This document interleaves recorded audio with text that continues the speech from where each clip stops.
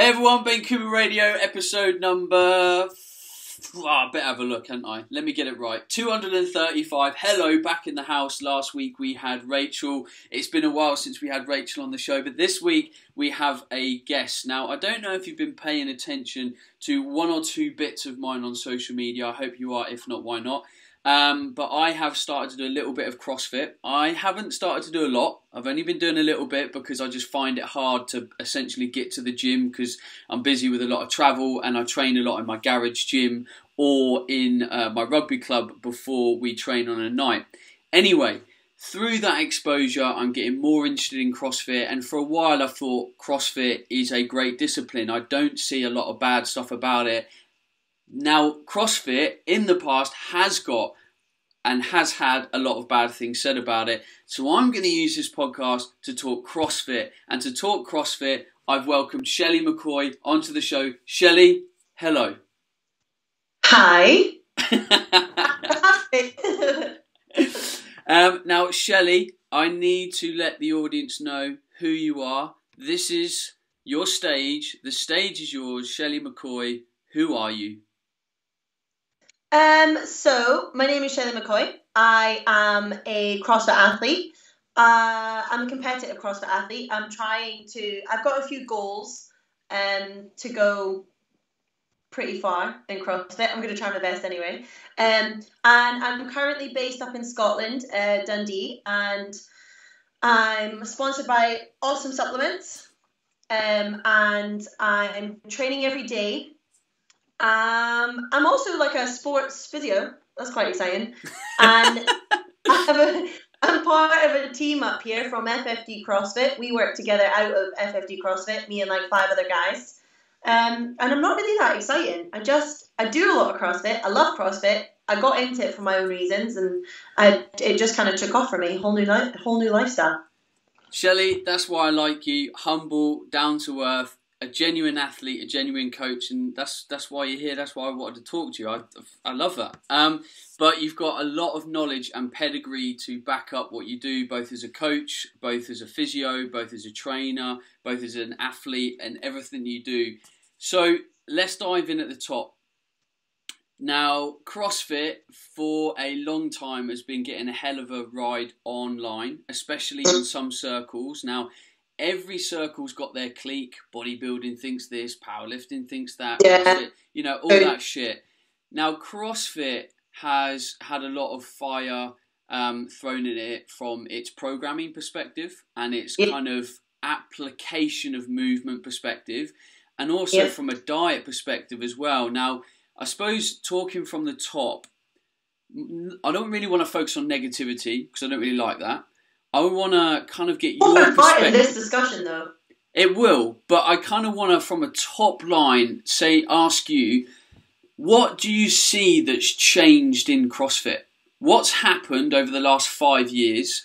And I suppose almost what can we expect in the future? And let's start on the training side of it before we look at the diet side of it. Yeah, well, I think a lot of people care a lot more now. People not in CrossFit and those in CrossFit as to the reputation, and a lot of people are very, very quick to judge. And just like you said, it might come down to the programming, and because CrossFit is considered constantly varied functional movement, people think that means random, but constantly varied doesn't mean random. It generally means, I'm back. I'm still here. It generally means that the movements are put together for specific reasons. So there is a structure in place, there is a format in place that we follow and a guideline that we look at when we are programming. It isn't just thrown together. And I think over the last few years, people are starting to see the pattern in it and starting to see why things are challenged together the way they are. I think as well, people are starting to explain CrossFit a lot more. I think before, it did just look like, but it wasn't represented well. You go onto YouTube and you type in CrossFit, now you'll get some of the true representations of what CrossFit is. Mm-hmm. A year ago, you typed CrossFit into YouTube and it was a couple of guys in their gym throwing weights around, not very well, and they call it CrossFit because it's just stuff they put together. So I think it's been advertised a lot more, like Netflix. It has the Fittest on Earth on it now, an actual CrossFit documentary. And I think that's opened up a lot of people's closed minds to this form of training, how we go around it, why we do what we do, what the outcome is of what we do. I think that's really impressive for people now when they think, oh, okay, actually you are a better form of yourself after you've done this because you're using this type of fitness, and you're not just a runner, just a this, just a that, like everything goes together. And although those disciplines are amazing, and I can't do most of what a runner could do or a weightlifter could do, but I can do a bit of everything, I think that's what people are starting to see, that there's a lot of merit in that.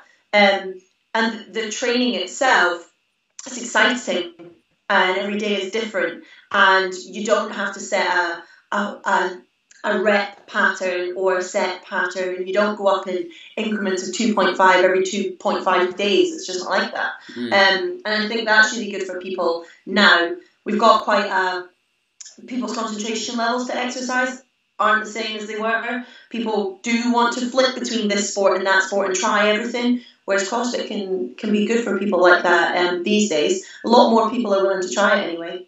It's just like yourself. Well, I've seen a lot of ex-sportsmen go into CrossFit and have a huge amount of success, because CrossFit seems to be that thing that I suppose almost ticks all those boxes. Like, sport is a bit random, it's competitive, it's a challenge. You don't get that really in the gym environment. You don't get that just from cycling or something like that, but you do get that from CrossFit. And I think if I stopped rugby, I think I would do CrossFit in a slightly more serious way. I don't think I compete. I don't think I need to do that. I don't think I want to do that. You might find you transition into that want, though, because I never did it to compete either. I did not start CrossFit thinking, do you know what, I'm going to the games at all. It was as I developed myself in CrossFit, I became slimmer, which maybe isn't, that wasn't originally what I did it for, because I was overweight and I was very unhappy. But I grew a bit more confidence, and then I started to realize there's this weird transition phase that I think a lot of people go through, where CrossFit is for aesthetics, and then once you kind of get those, you don't care about them anymore, because you'd rather PB your Fran time, you'd rather learn to thruster and do heavy weights, you'd rather do Murph and see how you compare to the games athletes. Like, all of a sudden it becomes about performance. So like you say, you would maybe do it a little bit more competitively coming out of rugby, but you probably wouldn't compete. Whereas I know a very good athlete who was a very good rugby player but got injured and then went into CrossFit to keep fit. Turns out he's amazing at it and now is a solid athlete. I don't think he went in with a will and desire for that either. So I think that's the transition Sam? People go. Say again? Are you talking about Sam? No, I'm talking about Mike Hatchis. He came into this from the same thing. Yes, Sam was an ice hockey player, and he's come into CrossFit, and turns out he's really good at it, and now he wants to compete. Now he has a will and desire to compete, which I don't think he had before. He did it to keep himself strong as a hockey player, and Mike's done the same. Like, Mike came out of it from rugby after a percussion fracture, wasn't allowed to play anymore, and now look at him now, he's a great athlete. So I think a lot of people use it for fitness, and they think, oh, this is for strength and for cardio and a bit of everything, whereas you develop through this sport, you develop as a person, you develop as an athlete, and I think, like, your decisions will change, your thoughts and feelings may change.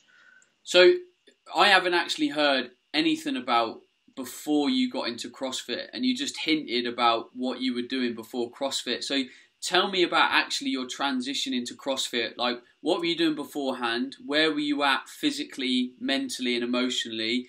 And then what happened after getting into CrossFit? Because I'm intrigued. Oh, geez. Okay, so I'll have to nutshell this one. You talk as long as you want.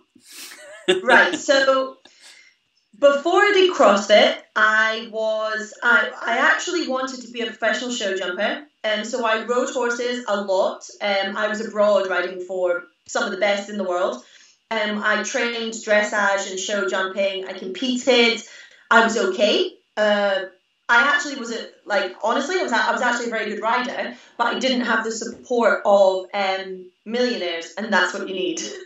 You need very good horses. You need very generous sponsors, and I did have a few sponsors, and I did get support. But for some of the biggest competitions in the world, you're up against horses that cost $500,000. And when me and Togstar sitting there at $6,000 trot into the arena, we didn't really have a chance. So.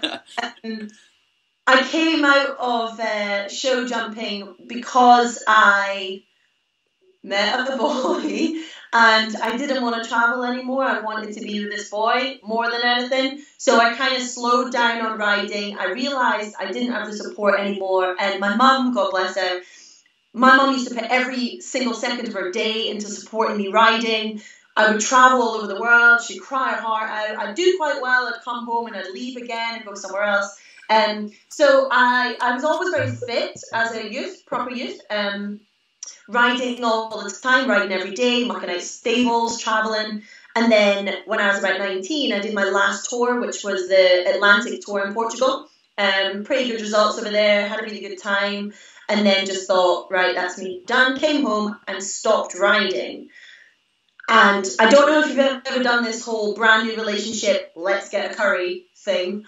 But I did that a lot, and I was in this relationship for a lot of years, and it didn't end very well. And when it did end, I was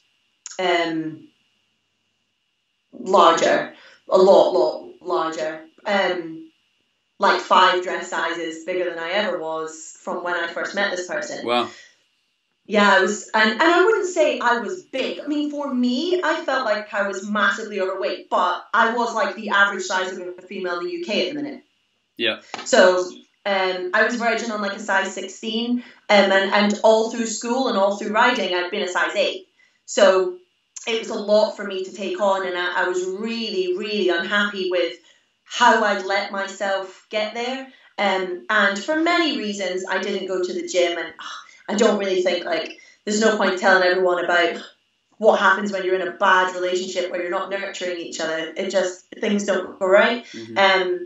So I didn't go to the gym. I didn't look after myself. I didn't get the best out of myself. I didn't give the best. I didn't get the best. So, and then I was at uni at the time, and I was doing my honours. And I was working for myself. I just started my company, Complete Physique, which is still running now, and I love it. I do that every single day. And that's like a sports rehabilitation company. So I do personal training. I also do sports rehab. If you happen to have a rugby injury, you might come to me to do supported training. You might also come to me for your rehab, your one-on-one, your hands-on stuff, strapping and taping, if your mechanics were a bit out, if your movement wasn't right. I do a lot of movement analysis as well. So I did a lot of that, and I was doing that in another gym with a couple other boys, and they said, oh, we're going to do this CrossFit workout. So their music went on really loudly, and they took off their shirts. So naturally, I sat down and was like, I'll just stay to supervise. There you go.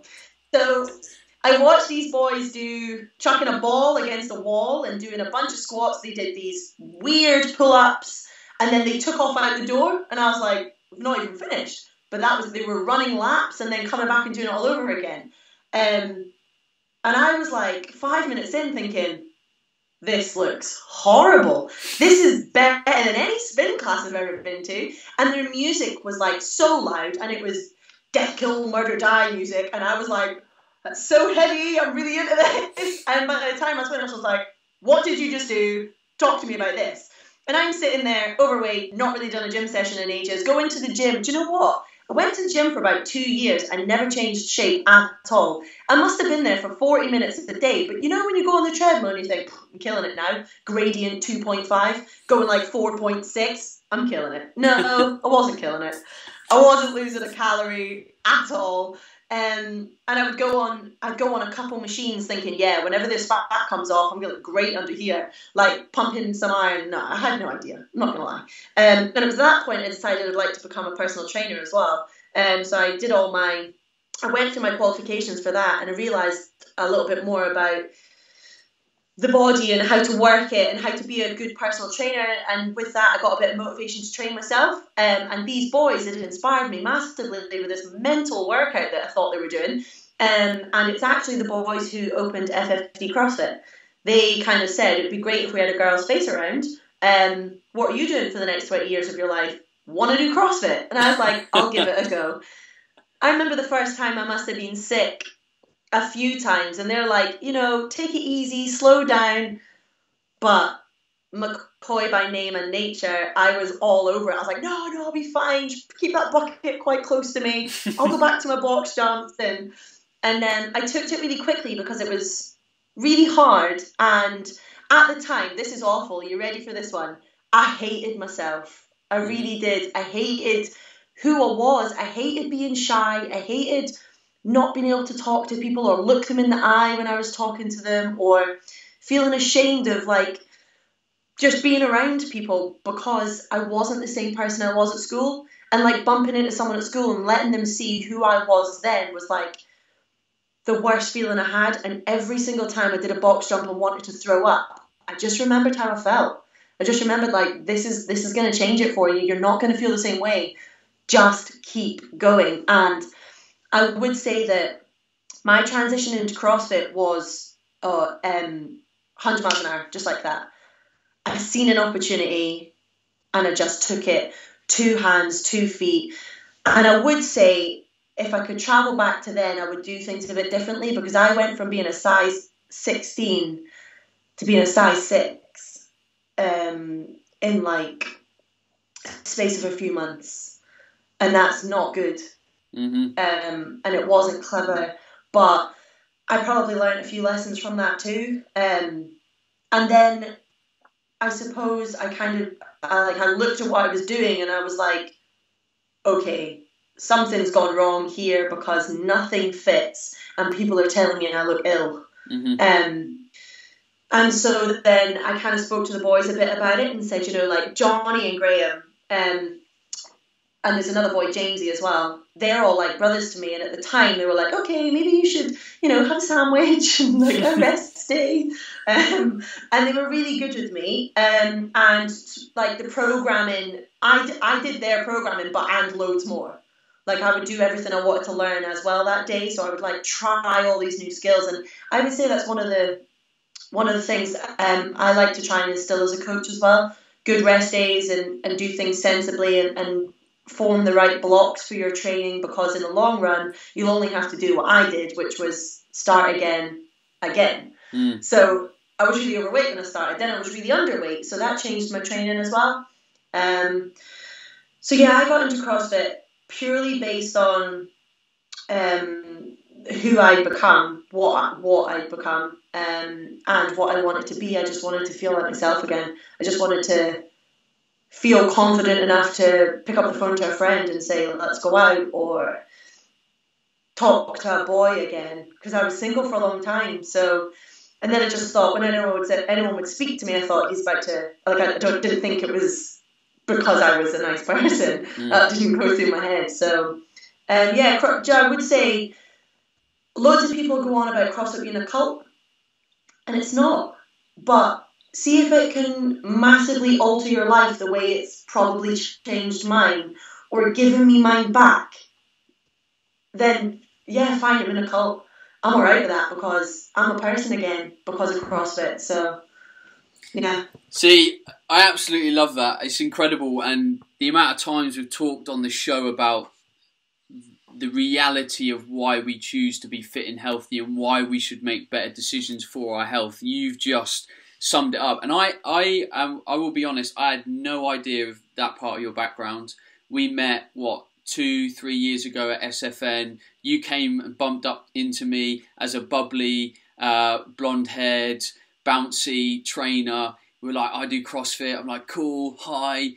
And then, you know, we've sort of talked on and off ever since. And I've never known that part of your background. But that's the kind of stuff that people in fitness need to hear. And this is why I see so much positivity in CrossFit. And, you know, we can argue about the nuances of programming and all that shit. But it's one of the disciplines that seems to have the most real life transformations. When I look at honestly, I think it is, and I'll tell you a little bit why. I think it's because it can be scaled to the very bottom. Like, see, at size 16, I wasn't box jumping and running miles. I was doing sit-ups and lunges and kettlebell deadlifts. Mm-hmm. And like, have you seen, like, there's so many people out there that have had accidents and have become unable to support their own body weight, or to stand even, or to walk even. And the ability for them to do a little bit of CrossFit and scale things down has brought them back to life. And maybe, like, bodybuilding could maybe do the same. Maybe you could go and do bicep curls and leg press and extension. Maybe you could. I'm not saying you can't, but I think because this is constantly varied, and it's a bit of anything and it's a bit of everything. We do a bit of Metcon conditioning. We do a bit of gymnastics. We do a bit of rowing, some swimming, some running. That is what will help you, a bit of everything. You're coming with me. We're going to get a phone charger. Is that okay? Yeah. Let's keep talking. Now, I think the reason why I compare CrossFit to the other sort of training modalities that we often look at, and we'll use bodybuilding as an example. Bodybuilding will quite often only ever focus on the aesthetic side of what we're trying to achieve. It's abs, it's body composition. And while CrossFit delivers that, it delivers that as a byproduct of performance, strength, ability, empowerment. And that's why I suppose I've chosen to get more involved in what CrossFit is trying to do and achieve, because I see that as a very positive thing, as opposed to something like bodybuilding, where it is so linear in what you're trying to achieve. And when I think about the message, when I think about the message that I want to try and promote to other people, like when people say to me, Ben, where would you start off? I probably now wouldn't say, well, get into a gym and start doing an upper, lower and body split. You're not going to know what you're doing. You're not going to know movements. You're probably going to have to go and see a good personal trainer for a month or two to actually get guidance on that. And that gym program might cost you £30, £40 a month. But you could go to a CrossFit box and pay maybe £70 a month, do 3 sessions a week, be guided by a coach, get taught mobility, get taught movement, get taught all this stuff. Yes, you're going to have to invest double, maybe pay £70 instead of £30, but the benefit out the back end is massive. Massive. You pay for the attention that you get every time you walk into a CrossFit box. Now, I can't speak for every CrossFit gym there is. However, I've been doing CrossFit for 2 years and I've been to loads of boxes. Loads. And every single time I'm greeted with a friendly face. Hi, my name's Ben. We run this place. Like, how are you? Like, do you want to join in? What's your experience so far? Will you be okay in this class? This is the WOD. Do you have your shoes with you? That's great. Would you like any help? Do you need this? Do you need that? Whereas I've been in a billion DWs and I still don't know anyone's name. I went to DW for 3 years. I don't even think anyone knew my name. Yeah. And they would see me doing something wrong, which I didn't know was wrong at the time. I wouldn't deliberately deadlift like badly, but they won't stop you because they don't get paid to stop you. Yeah. And if a trainer's walking by, he might be on a 15-minute break, so he's not going to jump in and help you. Whereas every single CrossFit gym I've ever been to, my technique, before the bar even comes off the ground, if it's not perfect, I will be stopped and have been stopped. Even now, it's easy to become complacent. If you're having a bit of a bad day, or you're thinking about something, or you're just not quite 100% there, someone will always say to me, right, Shell, come on now, what are you doing? Like, move your feet, pick your back up, where's your chest, what are you doing here? And that's really important. And you pay for that because you have a trainer. Yeah, there might be 10 in the class, but there's eyes on you. There'll always be eyes on you. And you won't be allowed to continue a poor technique. And you'll always be taught the right way. Every class of ours, if it has a strength element in it, doesn't matter if you're an elite athlete. I don't care if you've won something recently. You'll still listen with the rest because it might be something you pick up this time you didn't last time. And it might just be a recap, a reminder. And everyone's always, no one's above good technique. No one's above listening to technique either. And I think that's a really good thing that every CrossFit gym I've ever been to always instills. Right, guys, tonight we're doing the clean let's run over the finer points, let's warm it up properly, PVC pipes before you get a barbell. Then your barbells, we're going with the deadlift, use your shrug, let's transition the elbows, every time. So, and that's why you pay for it. But like what you were saying, yeah, okay, you could do a split, you could do bodybuilding, but it's about the end outcome. And as you say, bodybuilding is more about aesthetics. And the training, I think, for CrossFit is becoming more popular because the end outcome of doing CrossFit is to be a functional human. You don't have to compete, but you will be able to carry your shopping bags from the car to your house, up the stairs, and if you go to fall, you'll catch yourself and you'll be fine because you do 1 billion burpees. That's all that basically is. So, but then whereas bodybuilding, you're specifically targeting muscles to look better, to be judged upon how you look. Whereas I know a lot of bodybuilders, I'm friends with a lot of bodybuilders, and they tell me the day they step on stage and look their best is the day they feel their worst. So, and I think that's fine and important and very impressive. I know a lot of people that have done the cut and looked amazing, and I've travelled with some people to bodybuilding competitions and supported them through them. I think it's very impressive, and hats off if you've got that kind of determination to stick to a diet plan like that and a routine like that. Whereas the end outcome for me, again, as we've said, aesthetics are important, and I want to fit into the clothes I'm wearing. But if I was 2 stone heavier but made it to the games and didn't have a single ab, that would suit me better than having a 12-pack, all the biceps, the best legs in the world, but being kind of useless. It doesn't appeal to me. I want to be good at stuff. Don't want to just look like I am. See, this is something that I've written about in the book that I've just finished writing, which will be out very soon, in that we've just kind of talked about the cultural elements of CrossFit, and there's a huge amount of people that complain about sort of CrossFit being a cult and it having certain systems and stuff. But, I'm picking up on this energy that CrossFit is successfully able to bring. I'm gonna go out on a limb with a fucking random statistic and say they're able to bring 80-90% of people. They're able to bring them in and empower them and move them forward. Now the gym environment isn't able to do that. If you join a gym, you don't get that. You don't get inspired. You're left on your own. The trainers don't care. The companies don't nurture their trainers. So if we want to bitch and moan when your system is working and changing lives. Look at gym retention rates and then look at CrossFit gym retention rates. So the commercial gym will take people in. Now, I had a membership at DW and David Lloyd and Pure Gym. I've been everywhere. Whatever's closest to my house at the time, I'll join. That's fine. It's got gym equipment and some space, and I can tag myself in at the gym. Then everyone knows I'm dead fit. That's all I need. Whereas I'm pretty sure I paid memberships for these places for about 3 years, and I'm pretty sure I went a handful of times because I had no reason to turn up. No one's going to call me if I don't.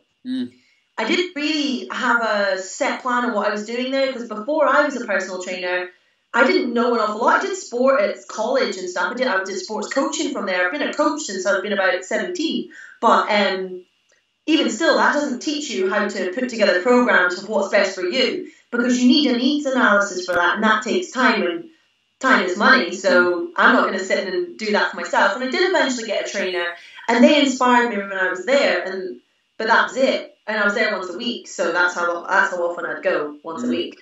Whereas in a CrossFit gym, you can bet your bottom dollar half the people that don't show up to us for a week get a message. Where are you, and why are you not coming to the gym? Even if it's a friendly thing, or we have a group chat, like in the places that you work, do you have like a forum where all your members can talk together? Because we do, and we do it regularly. Hey guys, have you seen the programmer for this week?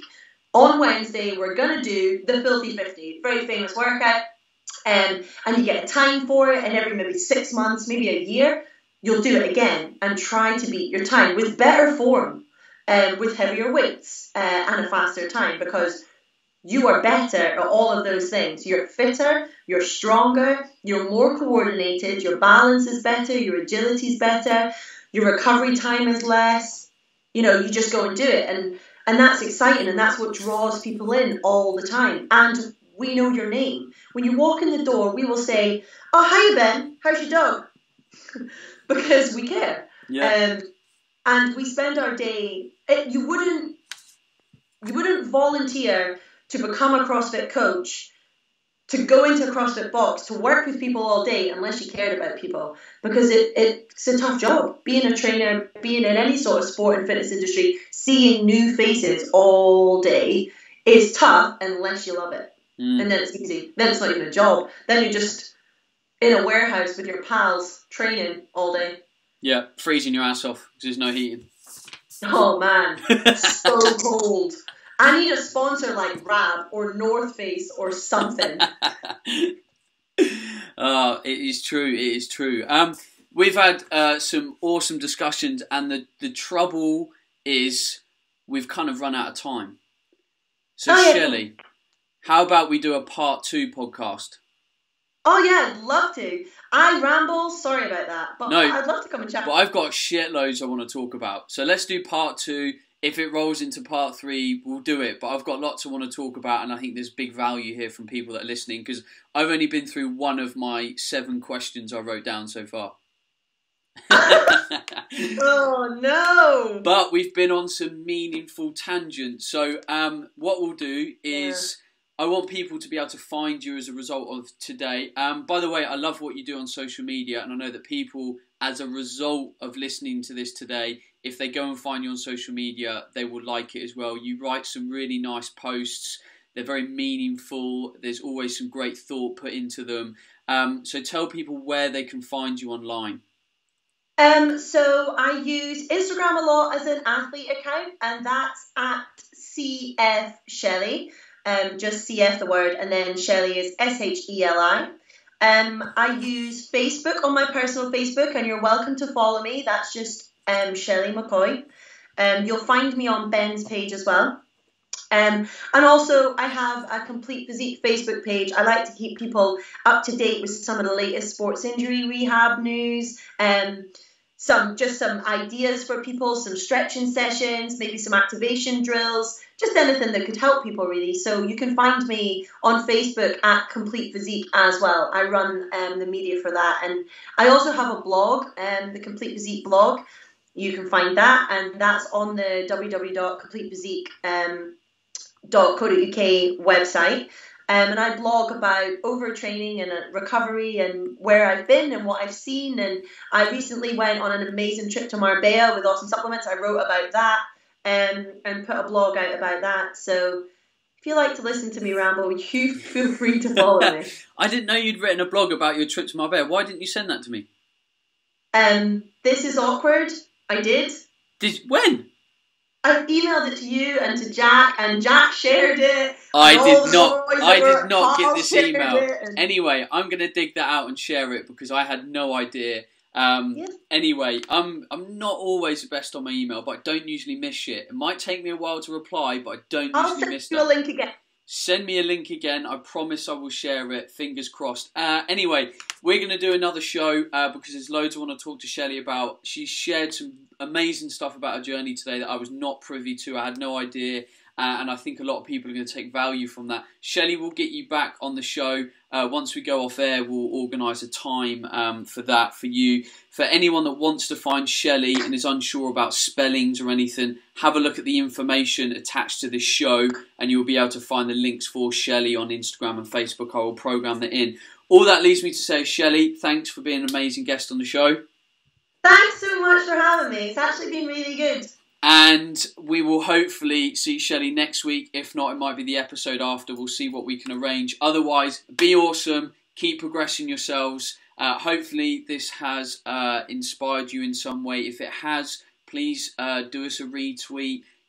Share it on Facebook. Tag a friend in. Give someone else this information, which is for free. Let someone else use it.